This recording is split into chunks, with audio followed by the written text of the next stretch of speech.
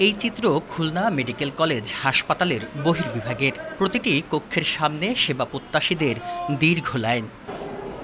বুধবার সকাল ৮টা থেকে টিকিট সংগ্রহ করে ঘন্টার পর ঘন্টা অপেক্ষা করেও দেখা পাননি চিকিৎসকের।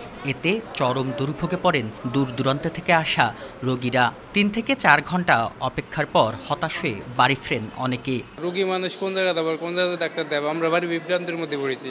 রিপোর্ট দেখে ডাক্তার আমাকে ঔষধ দিবে, খাবো, এসে দেখি ডাক্তার তো এখানে এখন নেই। দুর্নীতি, সন্ত্রাসী কর্মকাণ্ড, শিক্ষার্থীদের শারীরিক ও মানসিক নির্যাতন সহ নানা অভিযোগে গত মঙ্গলবার ভারপ্রাপ্ত উপপরিচালকের স্বাক্ষরিত একটি নোটিশে ৫১ জন চিকিৎসককে কালো তালিকাভুক্ত ও তদন্ত প্রতিবেদন না আসা পর্যন্ত হাসপাতাল থেকে বহিষ্কার ও অবাঞ্ছিত ঘোষণা করা হয়, যার মধ্যে বহির্বিভাগের ১৭ জন সহ বিভিন্ন বিভাগের রেজিস্ট্রার, সহকারী রেজিস্ট্রার, কনসালটেন্ট ও ইন্টার্ন চিকিৎসক রয়েছেন। নিরাপত্তা ঝুঁকিতে এদের অনেকেই হাসপাতালে আসেননি।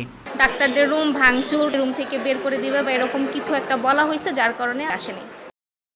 আমাদের নিজেদের নিরাপত্তার স্বার্থে মেডিকেলে আসা থেকে বিরত থাকছি, কারণ আমাদের জীবনের ঝুঁকি নিয়ে সেবা দেওয়া যায় না, কাজ করা যায় না। অভিযোগ উঠেছে হাসপাতালের কয়েকজন চিকিৎসক ও শিক্ষার্থীদের একটি অংশ হাসপাতালের ভারপ্রাপ্ত উপপরিচালক ডাক্তার আক্তারুজ্জামানকে নোটিশে স্বাক্ষর ও পদত্যাগ করতে বাধ্য করেন। তবে এ বিষয়ে ক্যামেরায় কেউ কথা বলতে রাজি হননি। বেল্লাল হোসেন সজল, সময় সংবাদ, খুলনা।